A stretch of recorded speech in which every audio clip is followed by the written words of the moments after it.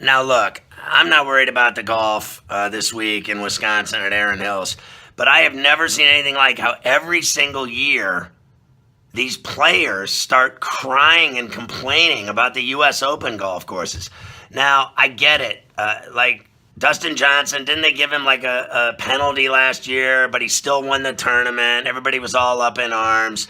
And then before that, it was because that was at Oakmont, right? And the weather was terrible. And then before that, it was Chambers Bay, right? And they complained about that endlessly. Now they're complaining about Erin Hills and the fescue.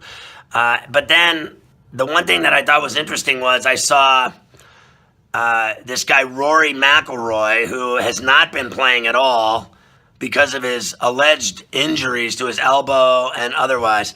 But I think it's because he's been partying, allegedly. That's the word on the street, is that he just parties and doesn't want to play in crappy tournaments that mean nothing to him. He only wants to play in the heavies, the big money ones, the majors, the slams.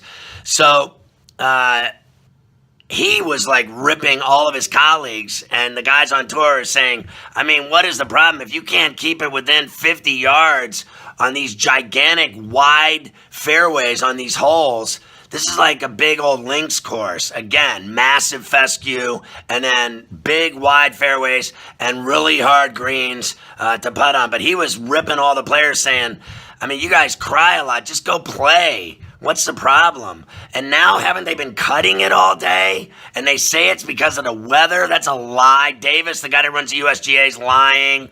There's no way it's about the weather. It's because all the players are crying and complaining. I mean, it's just unbelievable. These spoiled brats. It's what they sound like to me. But the bottom line is they're having it at a new place. That gets everybody up in arms. They're not used to that. They weren't used to Chambers Bay. In 2018, the U.S. Open goes to Shinnecock Hills in New York, Pebble Beach in California, Wingfoot in New York, Torrey Pines in San Diego, and then the Country Club in Massachusetts. And then in 2023, it's the L.A. Country Club. Then Pinehurst, Oakmont, and back to Shinnecock Hills in 2026. The L.A. Country Club's never had the U.S. Open, but they've had the L.A. Open there 5 times.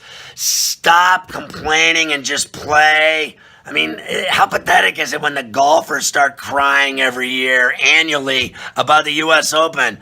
You're weak.